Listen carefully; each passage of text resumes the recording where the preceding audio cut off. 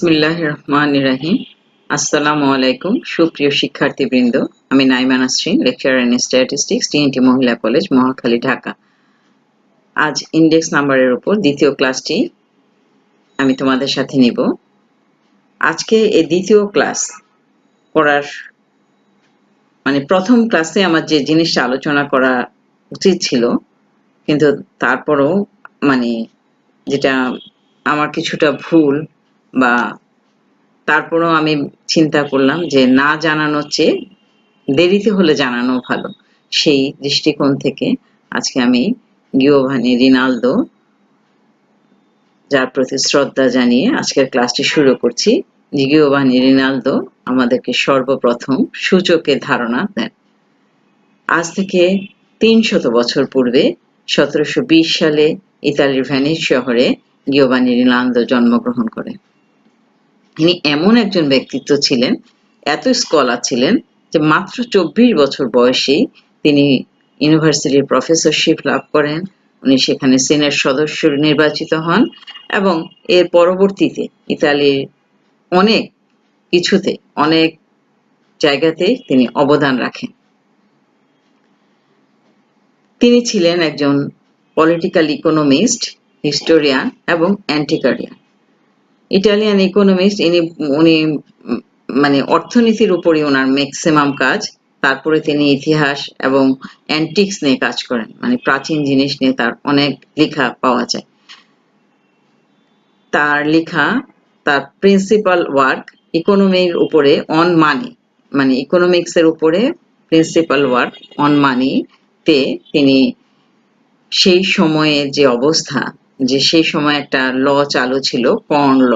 সেই কর্ন লতে দেখা গেছে যে সেই কর্ন লর কারণে সেখানকার যারা চাষাবাদের সাথে যাদের জমি ছিল, তারাই দেখা যেত যে শুধুমাত্র যারা শুধু চাষাবাদের সাথে সম্পৃক্ত, তাদেরই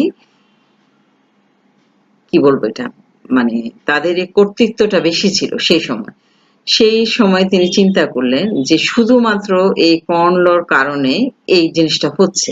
হ্যাঁ, এটা কারণে মেশিনারিজ জিনিসগুলো বেশি একটা সুযোগ পাচ্ছে না, অন্যান্য সেক্টর গুলো সেখানে ভালো করতে পারছে না, শুধু কৃষি সেক্টর ছাড়া আর বাকিরা সেখানে অতটা ভালোভাবে প্রভাব বিস্তার করতে পারছে না। শুধুমাত্র কৃষির সাথে যারা সংযুক্ত তারাই সেই সেই সময়টাতে নেতৃত্ব দিত, লিডারশিপ দিত। যাই হোক, সেই শুধুমাত্র এককেন্দ্রিক অবস্থা তৈরি হয়। তখন তিনি চিন্তা করলেন এবং তার গবেষণায় বেড়ে আসলো যে ট্রেড অফ ব্যালেন্সের মাধ্যমেই দুটি দেশের বিনিময়ে দুটি দেশই লাভবান হতে পারে। তিনি তখন ফ্রি ট্রেডের কথা বললেন, যেটা মুক্ত বাজার। হ্যাঁ, মুক্ত বাজারের কথা বললেন এবং সেই সময়কার গভর্নমেন্ট তাকে তার সেই কনসেপ্টগুলো নিল এবং কাজ করলো। এই কাজের সময় এই যে অ্যানালাইসিস গুলো তিনি করলেন, তখনই তিনি আমাদেরকে মূল্য সূচক অর্থাৎ প্রাইস ইন্ডেক্স সম্পর্কে একটা তার লেখা থেকে একটি ধারণা পাওয়া যায়। তার সর্বপ্রথম এই প্রায় ৩০০ বছর না, বা ১৭৫৪ সালের দিকে তিনি প্রাইস ইন্ডেক্স সম্পর্কে একটি ধারণা দেন। তার সর্বপ্রথম সূচকের ধারণা পাওয়া যায় গিওভানি রিনালদো থেকে। তার প্রতি শ্রদ্ধা জানিয়ে আজকের ক্লাসটি আমি শুরু করলাম। তার কথা কিছুটা না জানলে আমাদের এই যে একটা ফিল করা, এই যে উনি সেই ৩০০ বছর আগে যে তার যে কাজ, তার যে ধারণা চিন্তা করা যায়, সেই সময় তিনি এই ইন্ডেক্সের ধারণাটা আমাদেরকে দিয়েছেন। আজকে আমরা গবেষণা করি ঠিকই, বা আমরা এই যে পড়ি, কিন্তু আমরা তার ভিতরগত কথাগুলো জানি না। আমরা অনেক কিছুই বুঝি না, আসলে কি পড়তে আসি, মুখস্থ করি, কাজ করি, কিন্তু কোনটা থেকে কি হয় না হয়, এই যদি আমরা পুরো যারা করেছেন তাদের কাজগুলোকে রিয়েলাইজ করি, তাহলেই আসলে আমরা এর ভিতরে যেতে পারবো। ঠিক আছে, এখন আসি আমি আমার মূল ক্লাস, আজকের বিষয়বস্তু। Weighted price index. আমরা আনওয়েটেড প্রাইস ইন্ডেক্স গুলো কি কি গত ক্লাসে জানতে পেরেছি। আমরা আজকে ওয়েটেড প্রাইস ইন্ডেক্স নিয়ে আলোচনা করব। ওয়েটেড প্রাইস ইন্ডেক্স, প্রথমত আসো এখানে যে সূত্রটা দেখতে পাচ্ছি, এটা হচ্ছে লেসপিয়ার্স প্রাইস ইন্ডেক্স। এই লেসপিয়ার্স একজন ইকোনমিস্ট, ইনিও একজন অর্থনীতিবিদ। উনি লেসপিয়ার্স ওয়েট হিসেবে Q0 আমরা কিন্তু আগের ক্লাসে Pn, P0, Qn, Q0 কি তা পরিচয় জেনে এসেছি। লেসপেয়ার্স Q0 অর্থাৎ বেইজিয়ার কোয়ান্টিটিকে প্রাইস হিসেবে ধরে নেয়, সরি বেইজিয়ার কোয়ান্টিটিকে ওয়েট হিসেবে ধরে নেয়, ওয়েট হিসেবে ধরে নেয়। তাহলে আমরা দেখি যে এবার সিম্পল এগ্রিগেট মেথডে যে সূত্রটা ছিল প্রাইস ইন্ডেক্সের সেটা ছিল summation Pn divided by summation P0 into 100, summation Pn divided by P0 into 100।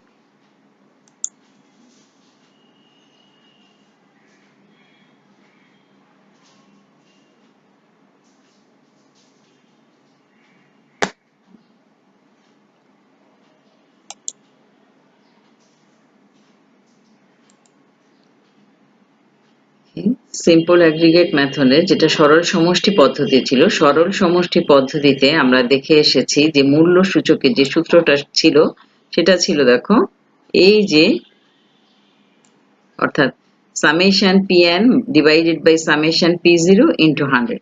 এখানে দেখো আমরা নতুন যে জিনিসটা লেসপেয়ার্স যে জিনিসটা যুক্ত করেছেন সেটা হচ্ছে Q0। Q0টার পরিচয় কি? Q0 হচ্ছে বেইজিয়ার কোয়ান্টিটি।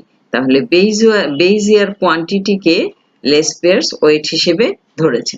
তাহলে ওয়েটটা দিয়ে আমরা Pn কে গুণ করে দিয়ে সামেশন নিয়ে সেই সামেশন মানে সেই সমষ্টিটাকে যদি P0 ইন্টু Q0 সমষ্টি দ্বারা ভাগ করে শতকরায় প্রকাশ করি তাহলে লেসপেয়ারের ওয়েট ইন্ডেক্স পাওয়া যায়।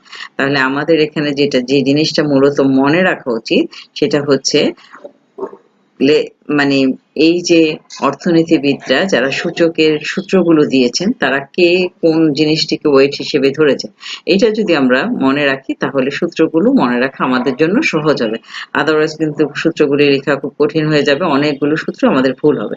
তাহলে লেসপেয়ার্স কি করেছে? Q0 অর্থাৎ বেইজিয়ারের কোয়ান্টিটিকে প্রাইস ইন্ডেক্সের ক্ষেত্রে কোয়ান্টিটিকে ওয়েট ধরেছে, আর কোয়ান্টিটি ইন্ডেক্সের ক্ষেত্রে বেইজিয়ারের প্রাইসকে ওয়েট হিসেবে ধরেছে। ঠিক আছে, এটা গেল লেসপেয়ার্স প্রাইস ইন্ডেক্স। এরপর আসি পেস। পেসের প্রাইস ইন্ডেক্সটা কি? পেস কি করেছেন? পেসের প্রাইস ইন্ডেক্সটা হচ্ছে, পেস দেখো সবকিছুই ঠিক আছে, এখানে শুধু Qn summation Pn divided by summation P0 এটাই কিন্তু প্রাইস ইন্ডেক্স। এই প্রাইস ইন্ডেক্সের এই সূত্রটার কিন্তু কোনো চেঞ্জ নেই, সামেশন Pn বাই P0, শুধু যে যেটাকে ওয়েট ধরেছে সেটা দিয়ে গুণ করে দিব। তাহলে এখানে লেসপেয়ার্স ধরেছে Q0 কে, পেস ধরেছে Qn কে, অর্থাৎ কারেন্ট ইয়ারের প্রাইসকে, কারেন্ট ইয়ারের কোয়ান্টিটিকে, তাহলে কোয়ান্টিটি দিয়ে গুণ করেছে। নেক্সট আসো মার্শাল এজওয়ার্থ। মার্শাল এজওয়ার্থ এখানে দুজন ব্যক্তি, তারা কি করেছে? তারা তোমার বেইজ ইয়ার এবং কারেন্ট ইয়ারের কোয়ান্টিটির অ্যাভারেজ করে অ্যারিথমেটিক মিন করে, দেখো arithmetic mean of base year and current year quantity, এই দুইটার কোয়ান্টিটিকে অ্যারিথমেটিক মিন করে তারপরে ওয়েট হিসেবে ধরেছে। তাহলে সূত্রটা হওয়া উচিত ছিল সামেশন Pn তারপরে ইন্টু দিয়ে Qn plus Q0 divided by 2 divided, নিচে হবে summation P0 into Qn plus Q0 divided by 2, সেটাকে গুণ করে দিলে সিম্পলিফিকেশনের মাধ্যমে আমরা এই সূত্রটা পেয়ে থাকি। নেক্সট দেখো ড্রবিশ বাউলি। ড্রবিশ বাউলি এখানেও দুজন পরিসংখ্যানবিদ বা ইকোনমিস্ট, তারা যে সূত্রটা দিয়েছেন তারা করেছেন কি, লেসপেয়ার্স এবং পেসের ইন্ডেক্সের গড় করেছেন, গাণিতিক গড় করেছেন, arithmetic mean of Laspeyres and Paasche's index. Next আসো ফিশার ইন্ডেক্স। ফিশার করেছে arithmetic geometric mean of Laspeyres and Paasche index. তাহলে আমরা এখানে 5টি সূত্র পাচ্ছি। প্রথমত লেসপেয়ার কি করেছে? লেসপেয়ার বেইজিয়ার কোয়ান্টিটিকে ওয়েট হিসেবে ধরেছে, পেস কারেন্ট ইয়ার কোয়ান্টিটিকে বেইজ হিসেবে ধরেছে, মার্শাল এজওয়ার্থ বেইজিয়ার এবং কারেন্ট ইয়ারের অ্যারিথমেটিক মিন নিয়ে মিনকে ওয়েট হিসেবে ধরেছে। ড্রবিশ বাউলি লেসপেয়ার্স এবং পেস দুটার অ্যারিথমেটিক মিন করেছে, আর ফিশার লেসপেয়ার এবং পেস দুটার জিওমেট্রিক মিন করেছে। এখন হচ্ছে যে এখানে এতগুলো সূত্র কেন আসলো এবং কে কোনটাকে করলো। দেখো লেসপেয়ার্স Q0 কে করেছে, Q0 করার ফলে দেখা যাচ্ছে যে এই লেস পেয়ার্সের সূত্রে কিছু নিম্নমুখী প্রবণতা থেকে যাচ্ছে, হ্যাঁ, ডাউনওয়ার্ড টেন্ডেন্সি থাকছে। আবার পেসের সূত্রে কিছু আপওয়ার্ড টেন্ডেন্সি থাকছে, অর্থাৎ ঊর্ধ্বমুখী প্রবণতা থাকছে। এর কারণে পরবর্তীতে মার্শাল এজওয়ার্ড কি করেছে, দুটারই বেস এবং কারেন্ট ইয়ারের অ্যাভারেজ করে সেটাকে ওয়েট হিসেবে ধরেছে। আর ড্রভিশ বাউলি তারা চিন্তা করলো যে থাক দুটার অ্যারিথমেটিক মিন করে ফেললে আমরা যেটা পাবো সেটাই মোটামুটি ভালো মান পাওয়া যাবে। আর ফিশার তাদের জিওমেট্রি 5টি সূত্র আলোচনা করা হবে। এর মধ্যে ফিশারের সূত্রটাকে আইডিয়াল ইন্ডেক্স বলা হয়, কারণ ফিশারের সূত্রটাতে দেখা যাচ্ছে যে ইনি লেস পেয়ার্স এবং পেসের সূত্রের জ্যামিতিক গড় নিয়েছেন। আর জিওমেট্রিক মিন আমরা জানি, যেহেতু লেস পেয়ার্স এবং পেসের সূত্রটা হচ্ছে অনুপাত, আর রেশিওর ক্ষেত্রে জিওমেট্রিক মিন ভালো ফলাফল দেয়, সেই জন্য ড্রবিশ বাউলি থেকে ফিশার রেজাল্টটা ভালো পাওয়া যায়। এই হচ্ছে একটা কারণ যে ফিশারের সূত্রটাকে আইডিয়াল সূত্র বলা হয়। এবং আরো একটা কারণ হচ্ছে যে আমরা যে টেস্ট করব, যে ফিশারের ইন্ডেক্সের টেস্ট আছে, দুটা টেস্ট, এই দুটা টেস্ট করলে দেখা যায় ফিশার আর ফিশার দুটা টেস্টই উত্তীর্ণ হয়, সেজন্য তাকে বলা হয় আইডিয়াল ইন্ডেক্স। এরপরে নেক্সট আমরা দেখি কোয়ান্টিটি ইন্ডেক্সের সূত্রগুলো, ওয়েটেড কোয়ান্টিটি ইন্ডেক্সের সূত্রগুলো দেওয়া আছে, সেম ভাবেই দেওয়া আছে। দেখো লেস পেয়ারের ক্ষেত্রে কি হচ্ছে, লেস পেয়ারের ক্ষেত্রে আমরা জানি অ্যাগ্রিগেট, সিম্পল অ্যাগ্রিগেট মেথডে কোয়ান্টিটি ইন্ডেক্স হচ্ছে summation Q1 divided by summation Q0 into 100। এখানে বেস ইয়ারের ক্ষেত্রে কোয়ান্টিটি ইন্ডেক্সের ক্ষেত্রে বেস ইয়ারের প্রাইসকে, বেইজিয়ারের এটা প্রায় কোয়ান্টিটি না, এটা হবে বেইজিয়ারের প্রাইসকে ওয়েট হিসেবে ধরা হয়েছে। নেক্সট একইভাবে এখানেও এই পেসের ক্ষেত্রে কারেন্ট ইয়ারের প্রাইসকে ধরা হয়েছে। মার্শাল এজওয়ার্থের ক্ষেত্রে arithmetic mean of base year and current year প্রাইসকে ধরা হবে, এগুলো সব প্রাইস হবে, কোয়ান্টিটির ক্ষেত্রে প্রাইস হবে। তারপর ড্রবিশ বাউলি দুটারই এভারেজ করে ফেলেছে, অর্থাৎ লেস পেয়ার্স এবং পেসের কোয়ান্টিটি ইন্ডেক্সের এভারেজ করেছে। আর ফিশার লেস পেয়ার্স এবং পেসের কোয়ান্টিটি পেসের ইন্ডেক্সের জিওমেট্রিক মিন করেছে। এটা হবে প্রাইস।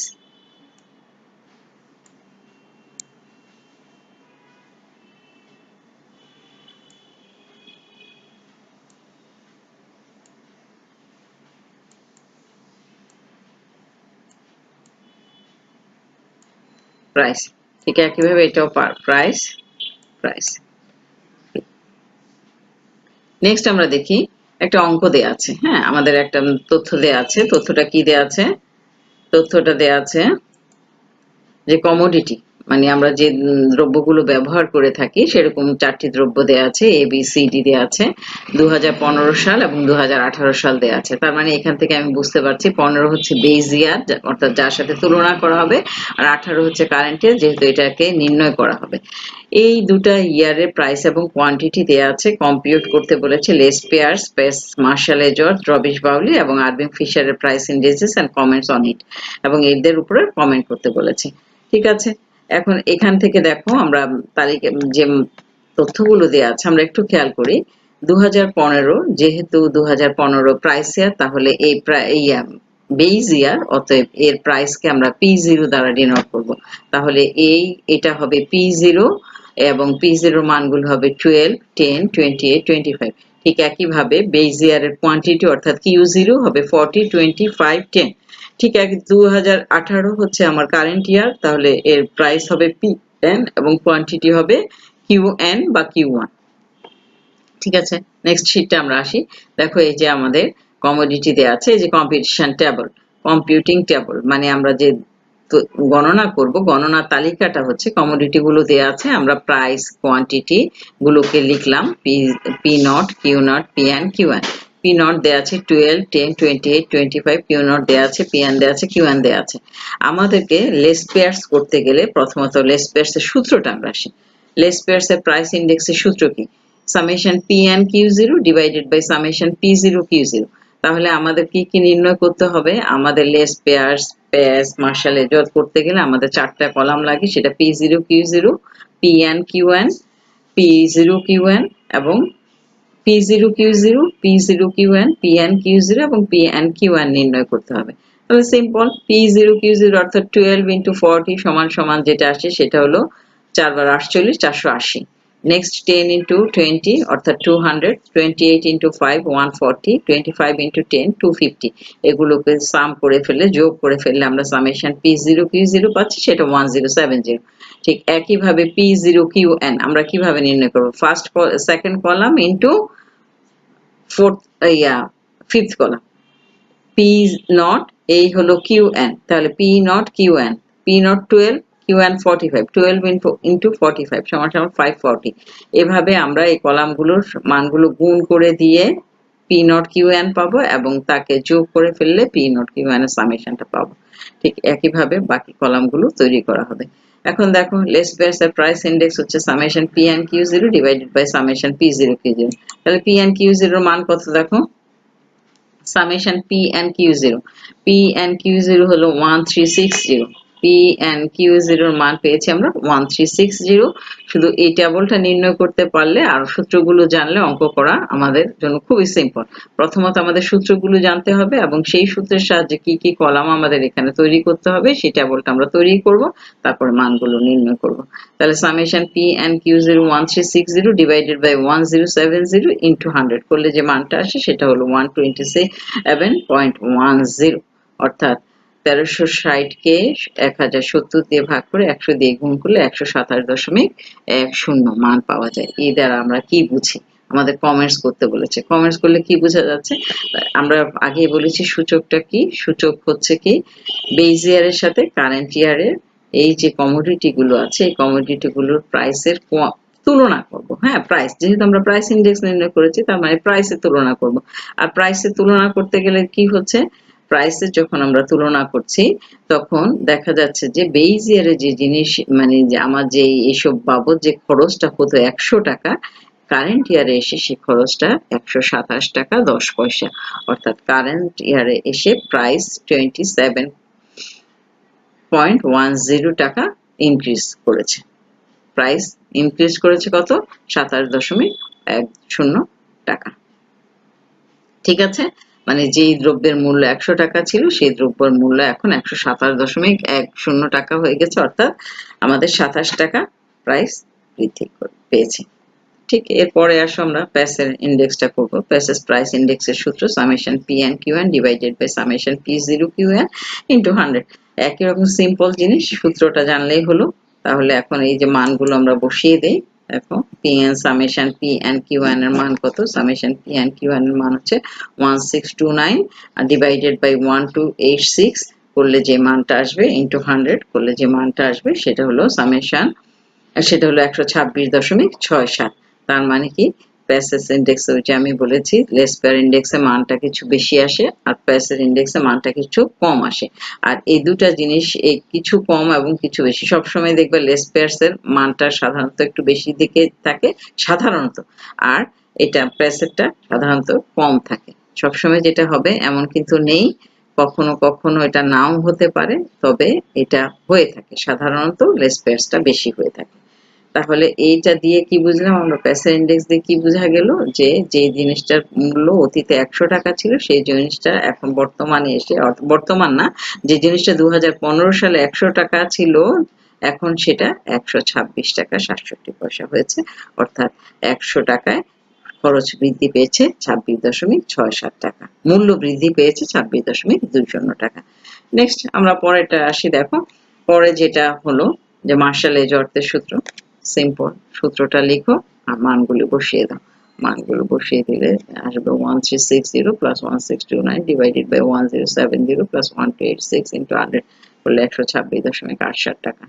ঠিক ড্রবিশ বাউলের প্রাইস ইন্ডেক্স, এটা সূত্র সেম সূত্র বসিয়েছি, মান বসাবো, এই মানগুলো পাওয়া যাবে। ঠিক আরবিং ফিশার, দেখো আরবিং ফিশারের মান পাওয়া যাবে 126.89 টাকা। মোটামুটি সবগুলো কাছাকাছি মানই এসেছে আমাদের। এই হচ্ছে তাহলে আমরা মানগুলো নির্ণয় করা। ইন্ডেক্স খুব সিম্পল একটা ব্যাপার, ইন্ডেক্সের মতো মানে ইন্ডেক্সের যে অঙ্কগুলো আসে আমরা শুধুমাত্র এখানে যদি সূত্রগুলো মনে রাখতে পারি তাহলে অঙ্ক করা আমাদের জন্য খুব সহজ হয়ে যায়। তাহলে আজকের আলোচনা আমি এ পর্যন্তই আজকের আলোচনা এখানে শেষ করব। তোমরা সবাই ভালো থাকবে, সুস্থ থাকবে। আল্লাহ হাফেজ।